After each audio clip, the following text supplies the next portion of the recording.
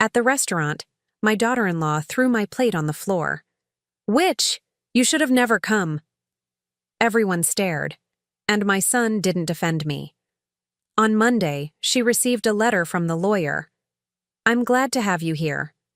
Follow my story until the end and comment the city you're watching from, so I can see how far my story has reached."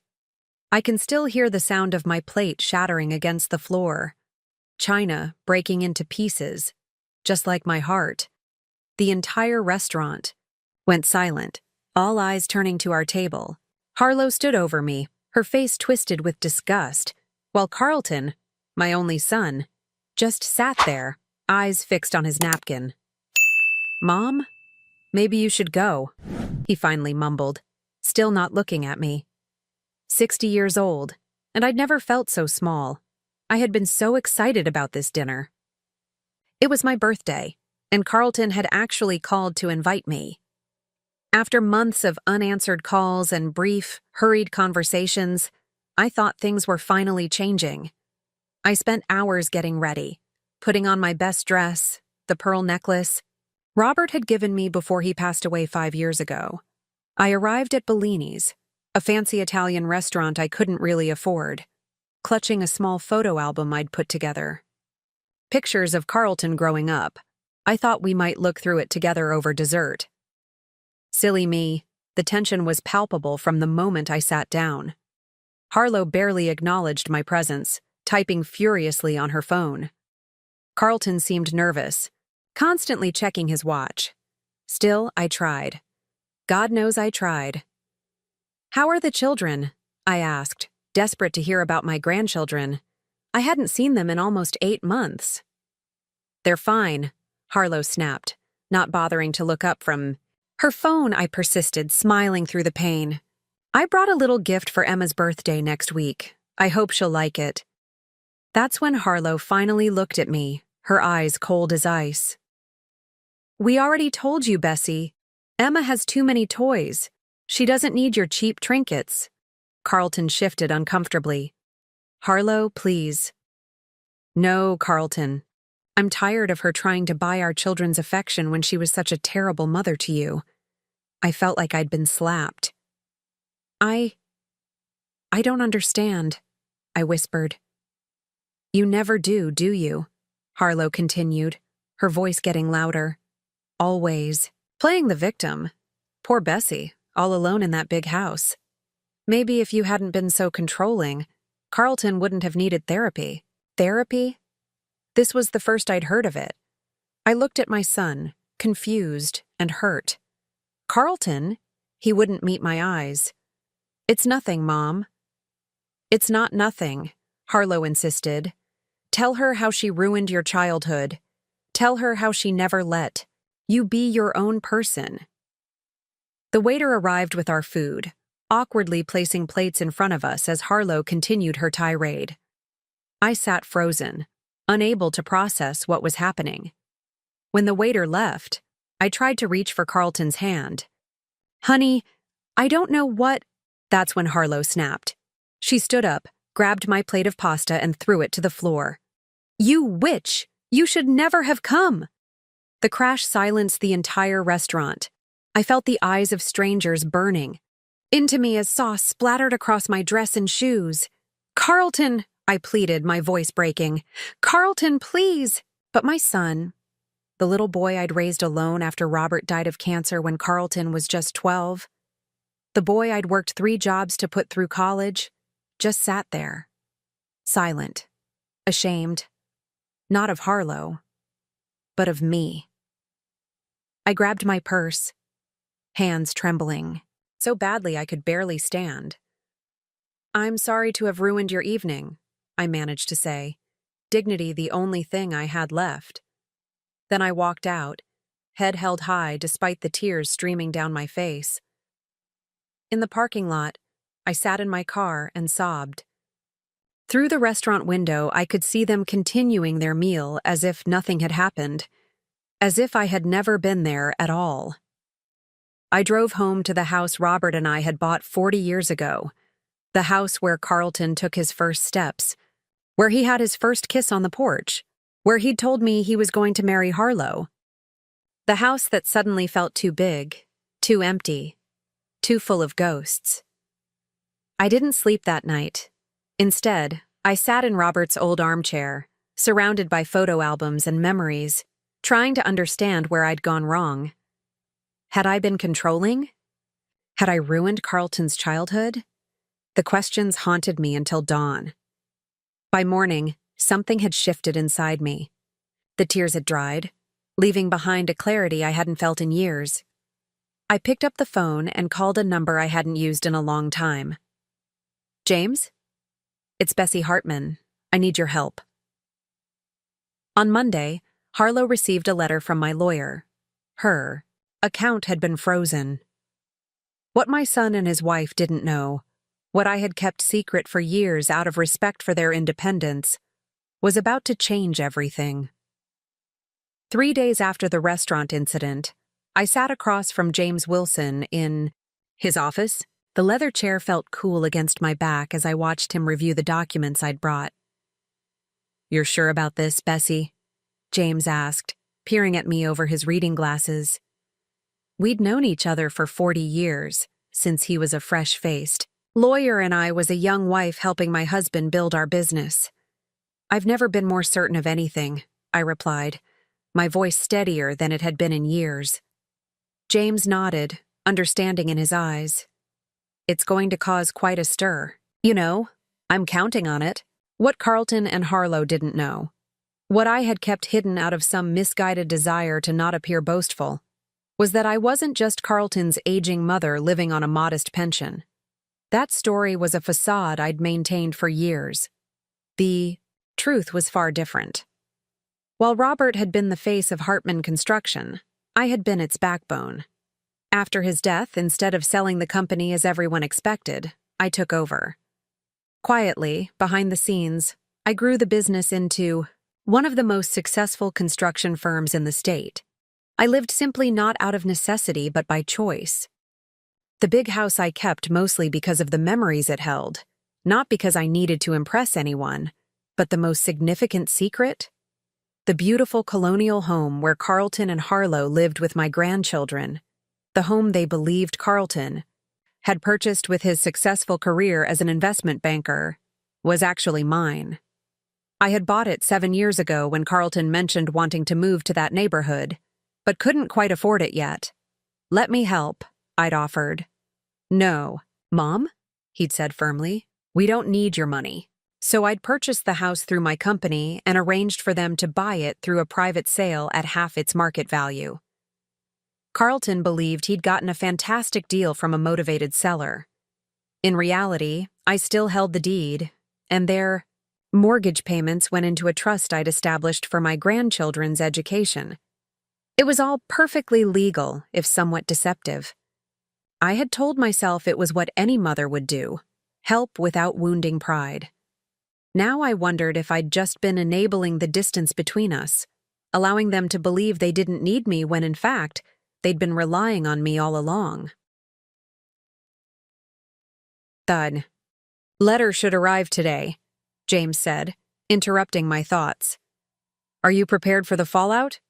The letter he'd prepared informed Harlow that the credit card she'd been using, a card she believed was linked to a special account Carlton had set up for her, was actually supplemented by me.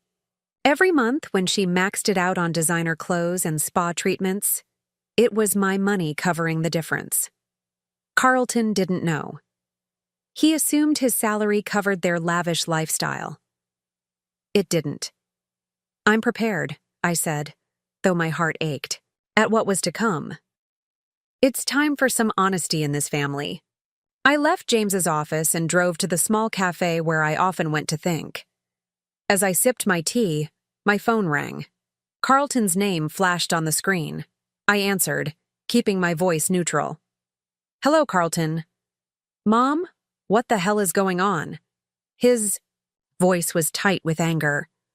"Harlow just got some letter from a lawyer saying her card has been frozen and that I've been supplementing it for the past 5 years?" I finished for him. "Yes, that's correct." Silence on the other end, then, "What are you talking about?" Carlton, we need to have a conversation about finances, about the truth, about your house. My house? What about my house? I took a deep breath. The house is in my name, Carlton. Always has been. Another long silence. I could almost hear him, processing this information, rearranging what he thought he knew about his life. That's not possible, he finally said. I have the mortgage. I make the payments every month. Yes, you do. To a trust I established. I own the house, Carlton.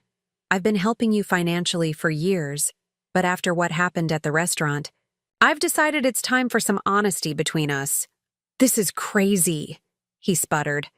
You're making this up because Harlow upset you. Mom, this is exactly the kind of controlling behavior she was talking about. His words stung, but I stayed calm. I'll be at home all afternoon. Come by when you're ready to talk.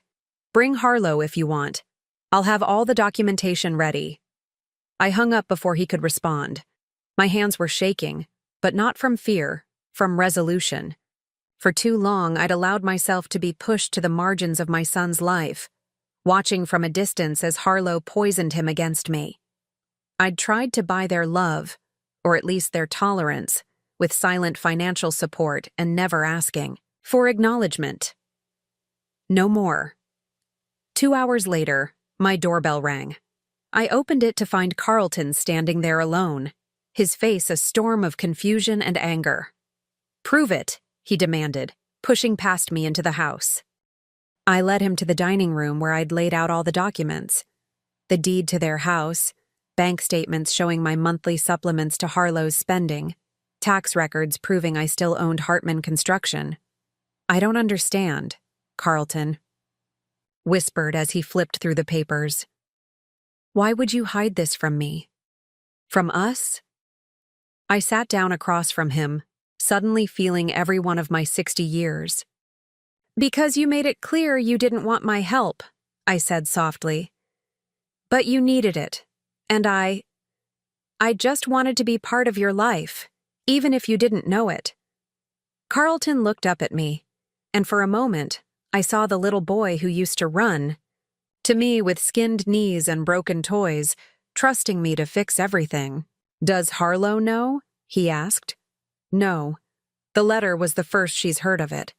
He ran his hands through his hair, a gesture so like his father it made my heart ache. She's furious. She thinks you're trying to punish her for what happened at the IHE restaurant. And what do you think? Carlton looked at me, really looked at me, perhaps for the first time in years.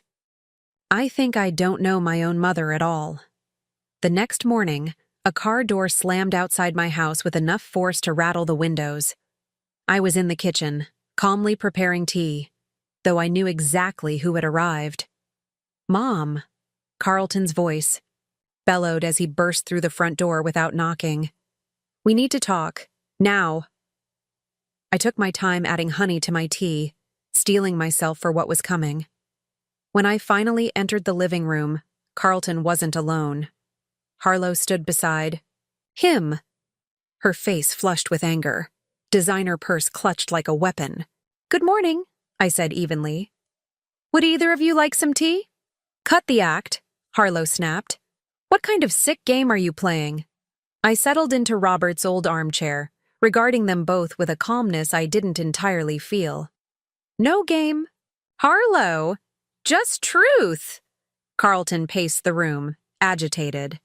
After our conversation yesterday, I'd expected him to look more humbled. Instead, he seemed reinvigorated with anger. You can't just freeze Harlow's accounts, he insisted. Do you have any idea how embarrassing it was for her when her card was declined at Nordstrom? In front of everyone? I almost laughed. Is that really what concerns you most right now? Embarrassment at a department store? You're trying to control us, Harlow interjected. Just like you've always tried to control Carlton.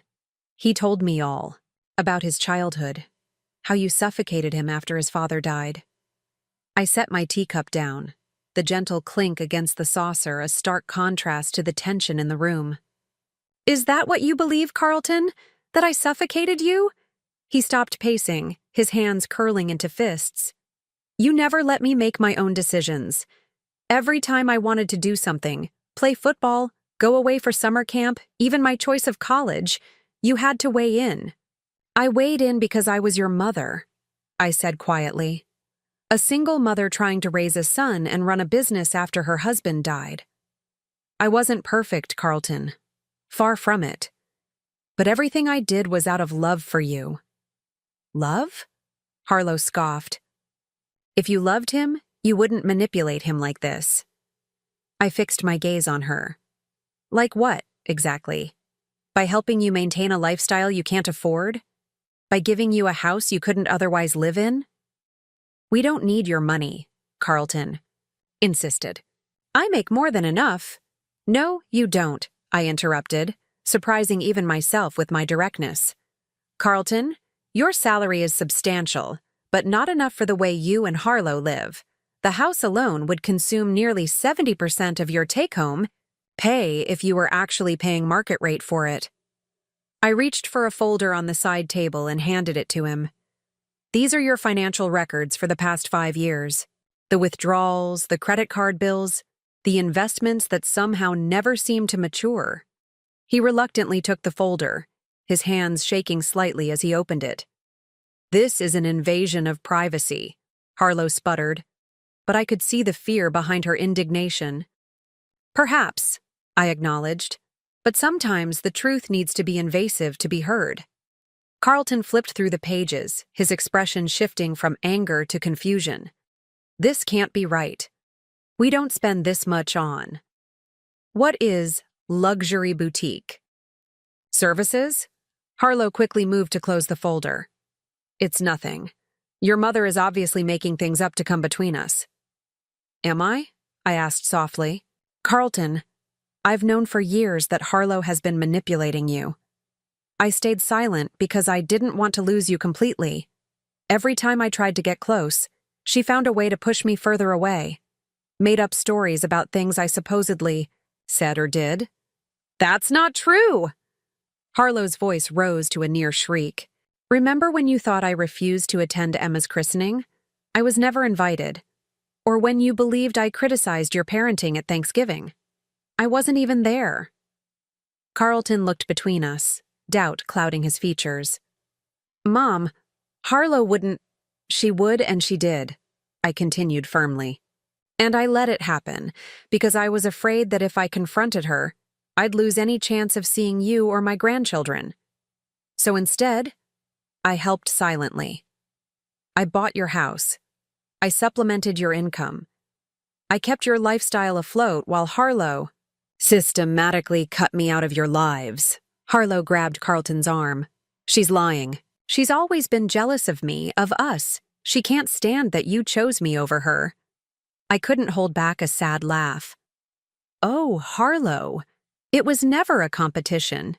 At least, it shouldn't have been. Carlton shook off Harlow's grip, a new wariness in his eyes as he looked at his wife. What is luxury boutique services? He repeated.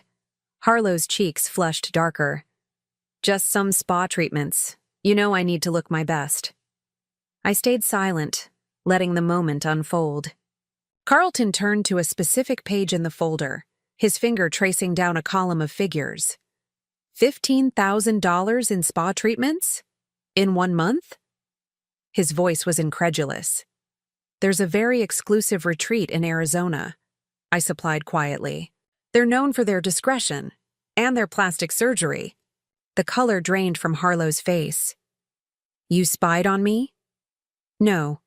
I review all financial transactions related to my accounts. The credit card you've been using is linked to me, remember? I simply read the statements. Carlton turned to another page, his movements becoming more frantic. What about these withdrawals? 10,000 here, 15,000 there. I don't know what those are for, I admitted. Perhaps Harlow can explain. The tension in the room was palpable as Carlton turned to his wife, questions in his eyes. For a moment, Harlow looked trapped, cornered. Then her expression hardened. This is ridiculous, she declared. I'm not going to stand here and be interrogated by a bitter old woman who can't accept that her son has moved on. She grabbed her purse and headed for the door, pausing only to look back at Carlton. Are you coming? Carlton stood frozen, the folder still in his hands, clearly torn. She's using money to manipulate you, Carlton, Harlow insisted, just like she always has. Don't let her come between us. I remained seated, my heart pounding. This was the moment, the precipice. Would Carlton see the truth, or would he once again choose the carefully constructed reality Harlow had built? He looked at me, and for the first time in years, really saw me. Not the controlling mother Harlow had convinced him I was, but the woman who had sacrificed everything for him.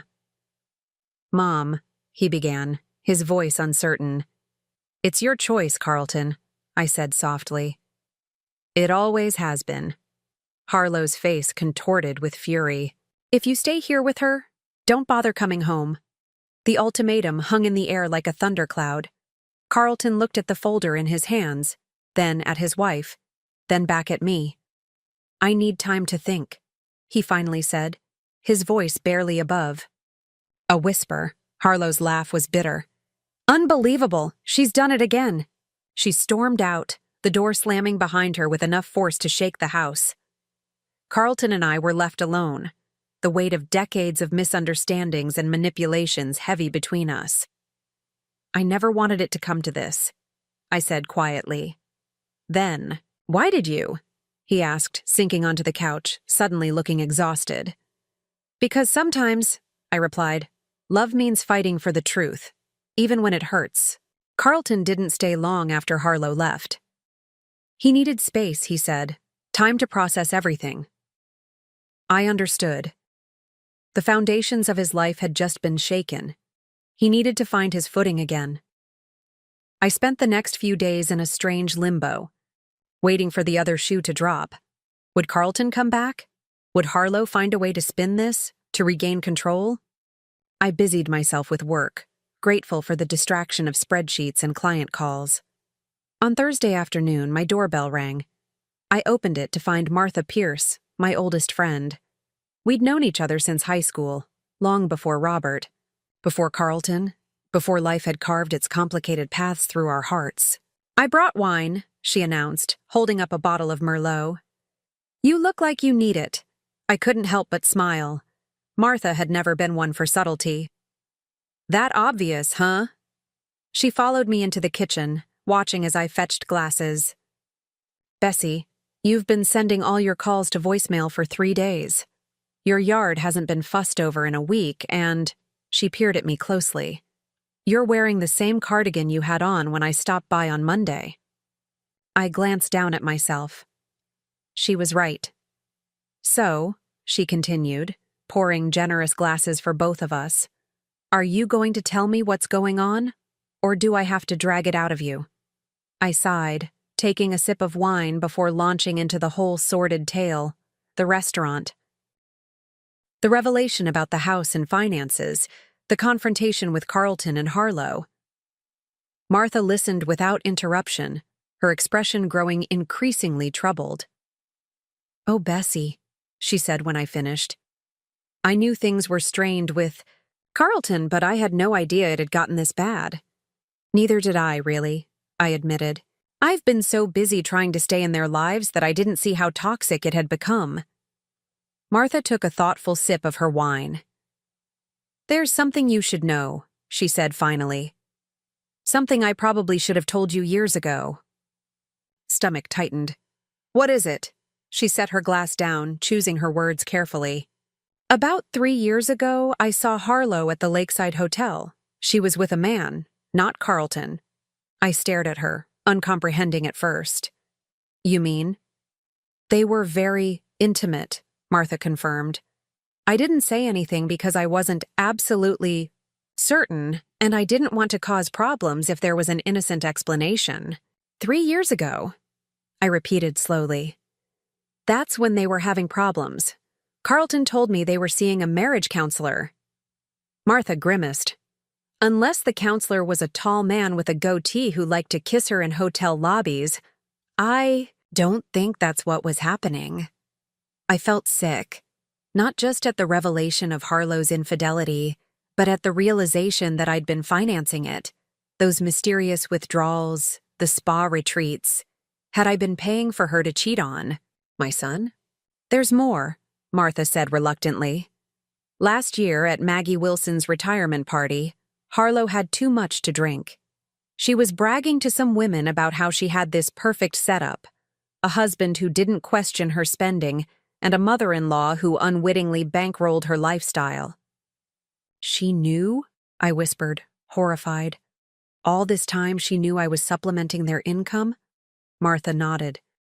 From what she said, she figured it out years ago. She thought it was hilarious, her words, not mine, that you were trying to be so secretive about it. I felt as if I'd been punched. All this time I thought I was helping Carlton, protecting his pride while ensuring he and his family had the life they wanted. Instead, I'd been played for a fool by Harlow, manipulated just as thoroughly as my son had been. I need to tell Carlton, I said, reaching for my phone. Martha gently laid her hand over mine. Are you sure that's wise? He's already dealing with so much. I hesitated. He deserves to know the truth. All of it. Yes, but timing matters, Bessie. He's just had his world turned upside down. Maybe give him a little time to adjust before adding to it. She was right, of course. But before I could respond, my phone rang. Carlton's name flashed on the screen. It's him, I told Martha, my heart racing as I answered. Carlton? Is everything all right? His voice was tight, controlled in a way that immediately worried me. I need to see you. Can I come over? Of course, I said. I'm home now. I'll be there in 20 minutes. He hung up without saying goodbye. Martha stood, gathering her purse. I should go. This sounds like a conversation. You two need to have alone. I walked her to the door, grateful for her friendship, but dreading what was to come. Thank you, Martha, for the wine and for the truth. She squeezed my hand. Call me later. And Bessie? Be gentle with him. Finding out your life isn't what you see. Thought it was. That's a hard pill to swallow. Carlton arrived exactly 20 minutes later, his face drawn and pale. He looked like he hadn't slept in days. Come in, I said, stepping aside. Can I get you anything? Coffee? Something stronger? Nothing, he replied, moving past me into the living room. He paced for a moment, then turned to face me, his expression unreadable. I found something, he said, his voice oddly flat. He pulled an envelope from his jacket pocket and handed it to me. Inside were bank statements, not the ones I'd shown him before, but others. Account numbers I didn't recognize, transactions to places I'd never heard of. One name jumped out. Bahamas Private. Banking Limited, what is this? I asked, though a sinking feeling told me I already knew. Harlow has a secret account, Carlton said, his voice cracking slightly. She's been transferring money, our money, into it for years, over $300,000. I sat down heavily, the statements clutched in my hand. Oh, Carlton. I'm so sorry, he laughed, a bitter sound that held no humor. You're sorry? I'm the one who should be apologizing. You tried to tell me and I wouldn't listen. I believed her lies about you because it was easier than facing the truth. Which is? That I married someone who never loved me, he said simply. Someone who saw us, as nothing but a means to an end.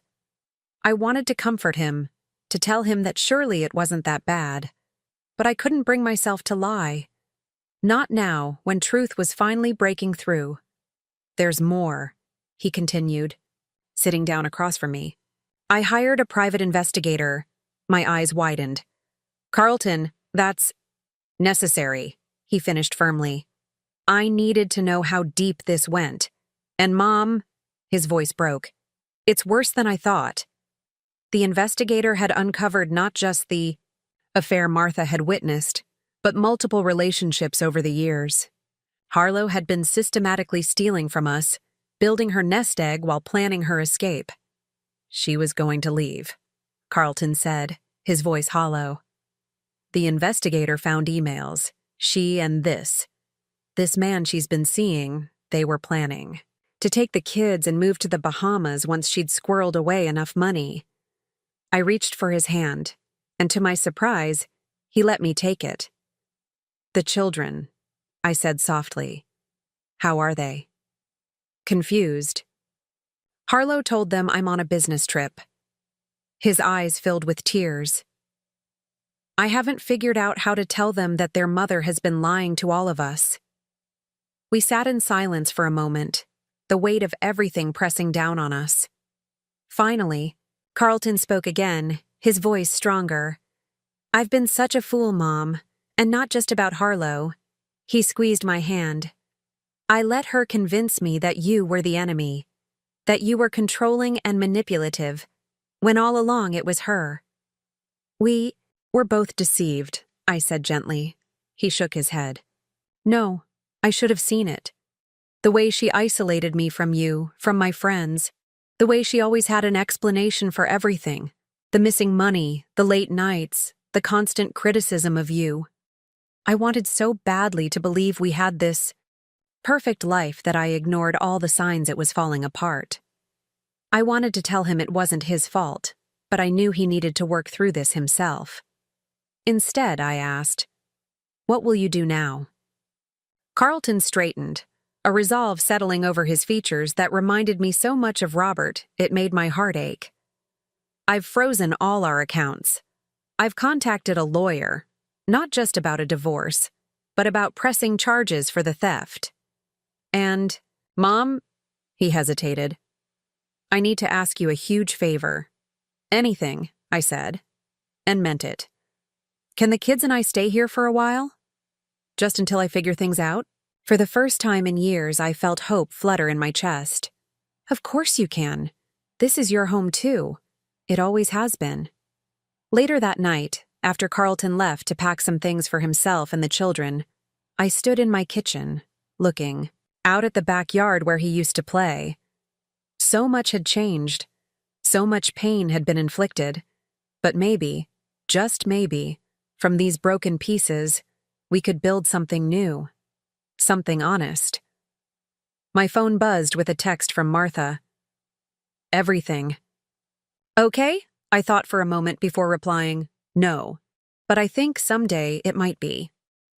2 weeks later, my quiet house had transformed into a home again. The sound of children's laughter filled rooms that had been silent for too long. Emma, 7, and Jacob, 5, brought a chaotic energy that both exhausted and invigorated me.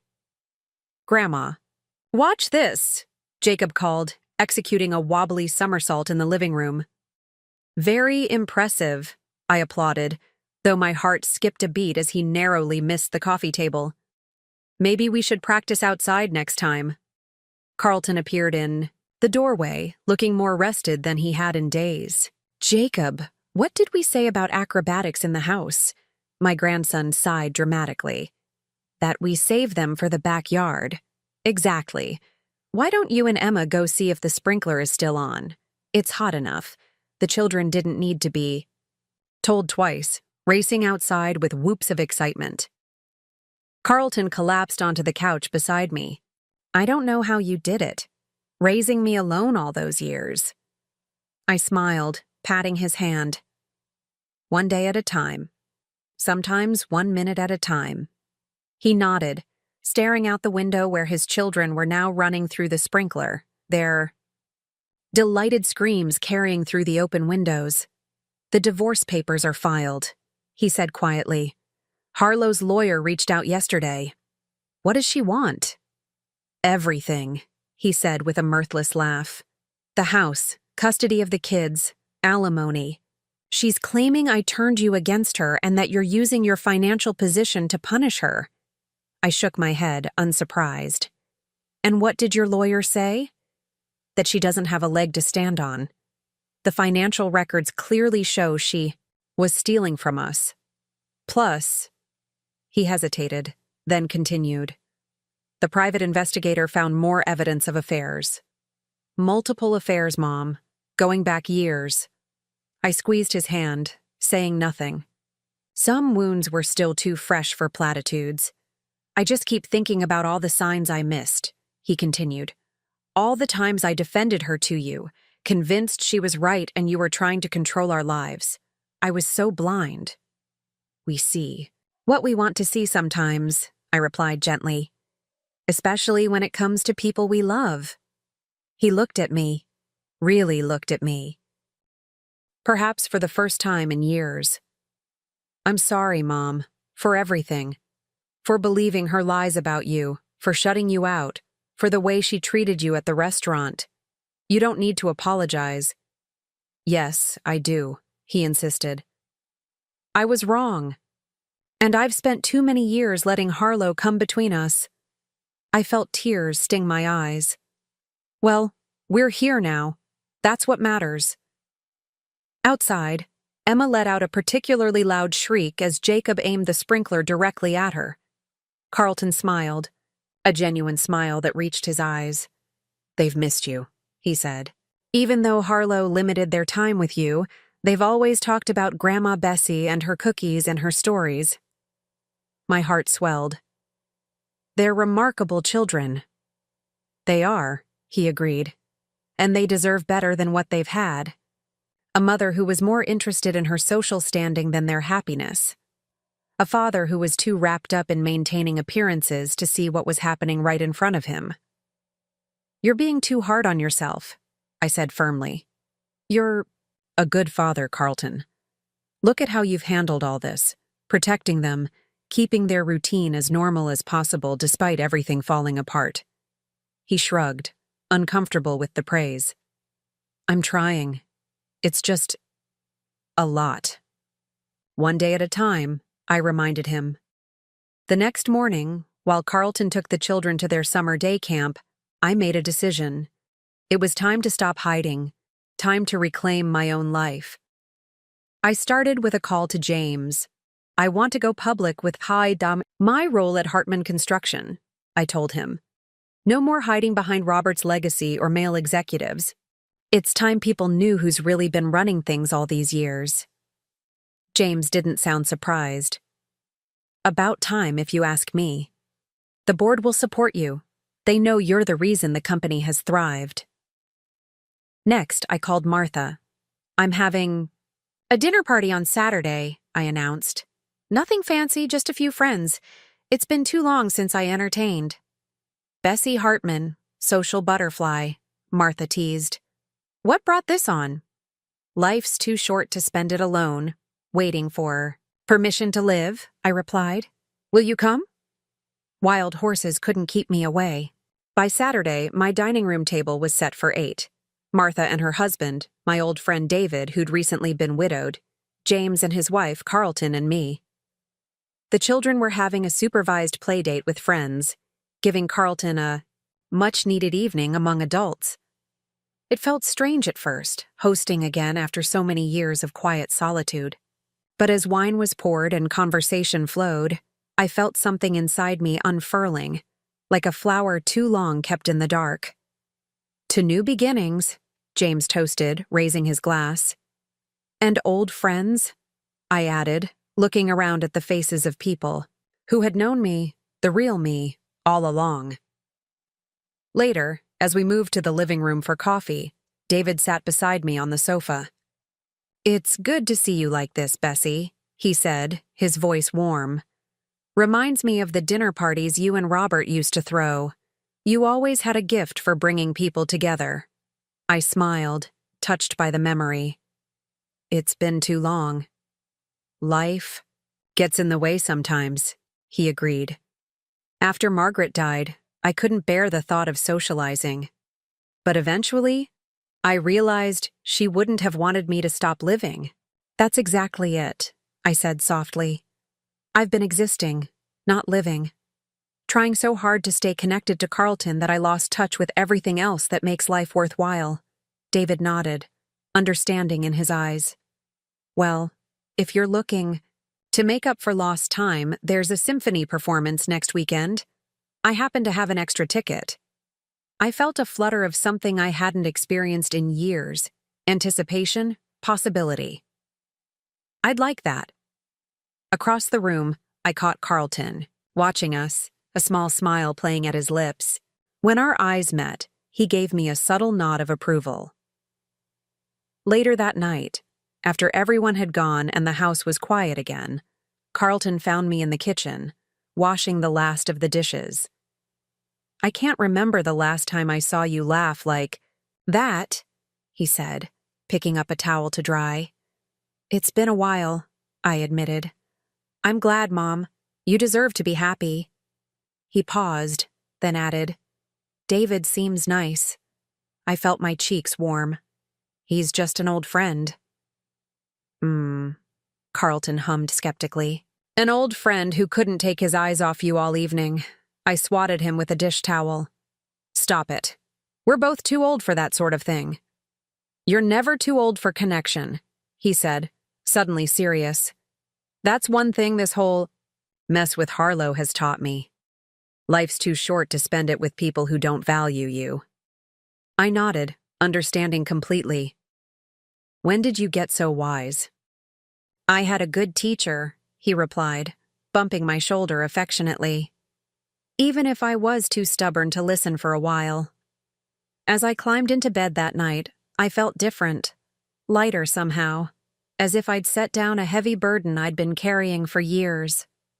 The constant worry about Carlton, the fear of being completely cut out of his life, the careful dance of trying to help without being seen as interfering, all of it had consumed me for so long. Now, for the first time in years, I was thinking about my own life again, my own happiness, not just as Carlton's mother or Robert's widow or the secret CEO of Hartman Construction, but as Bessie, a woman with her own desires, her own future. The next morning, I woke early and did something I hadn't done in years. I drove to the small lake outside town where Robert and I used to picnic when we were first married. I sat on the weathered bench that overlooked the water, watching the sunrise paint the sky in shades of pink and gold.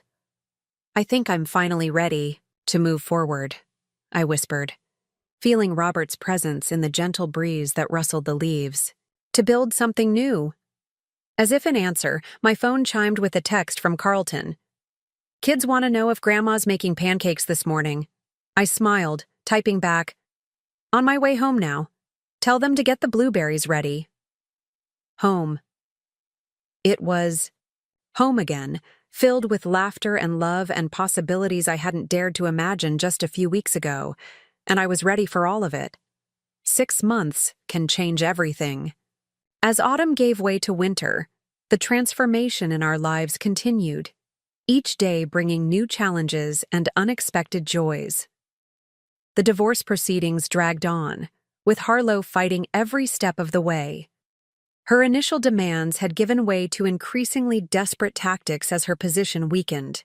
When the evidence of her affairs and financial misconduct became impossible to deny, she changed strategies, suddenly casting herself as a victim of a controlling husband and a manipulative mother-in-law. "She's claiming emotional abuse now," Carlton told me one evening after the children were in bed. "Says I isolated her and monitored her spending." I shook my head, marveling at her audacity. "Does she really think that will work?" "Her lawyer advised against it," he replied, rubbing his temples. "But Harlow's never been good at taking advice. She's convinced she can still win this." Despite the ongoing legal battle, life in our home had settled into a comfortable rhythm. Carlton had taken a leave of absence from his job to focus on the children and himself, working part-time from home as a consultant. I had officially stepped into the role of CEO at Hartman Construction, no longer hiding behind proxies and figuring heads. The announcement had caused quite a stir in the business community.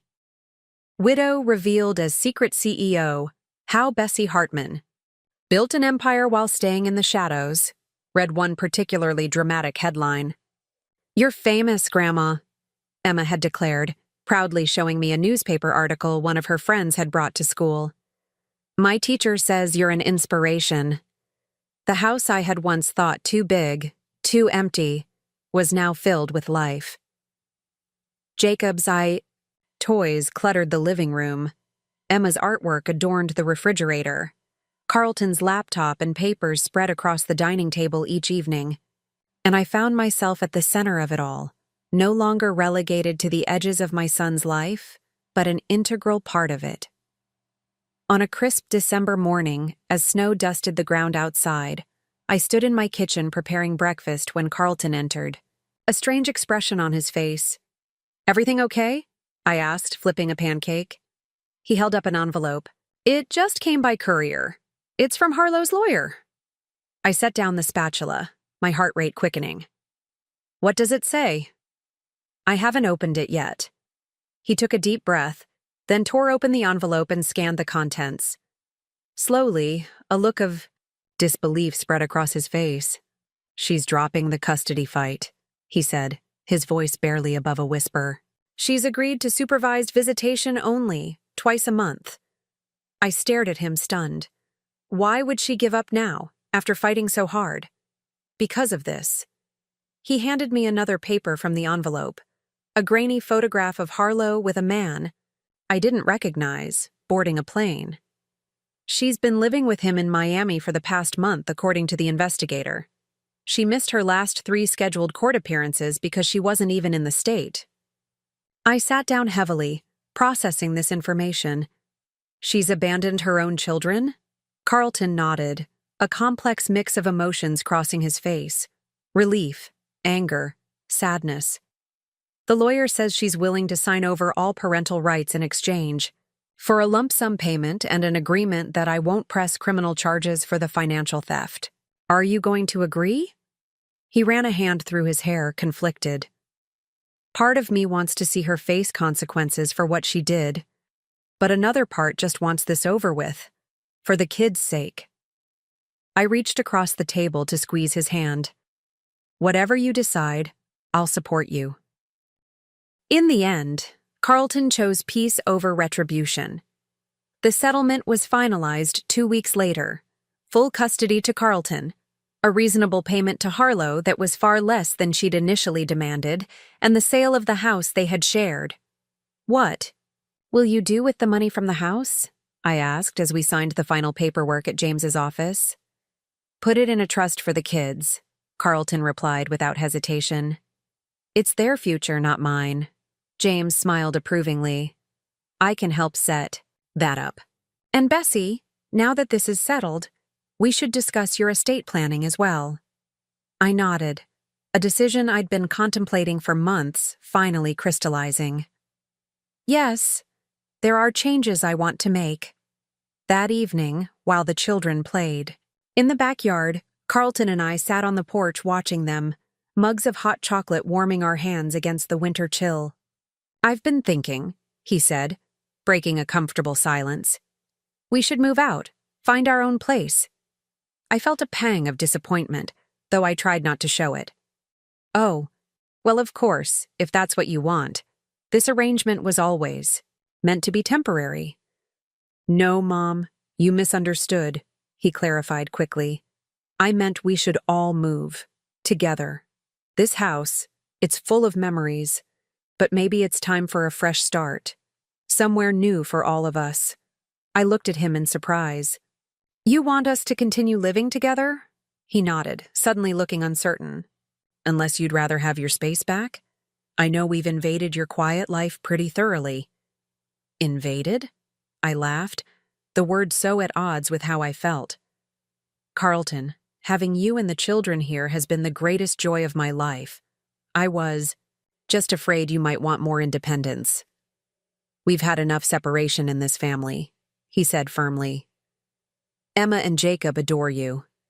And honestly, I don't know what I would have done these past months without you. We're a team now." Tears pricked my eyes, but they were tears of happiness. "I'd love that. A new home for all of us." We found the perfect place 2 weeks later, a spacious house with a large yard, close enough to the children's school and my office, with a separate wing that gave me my own space while keeping me connected to the family. Carlton insisted on paying half, using his consulting income. "It's not about pride anymore," he explained when I tried to wave away his contribution. "It's about partnership. We're building this new life together, Mom.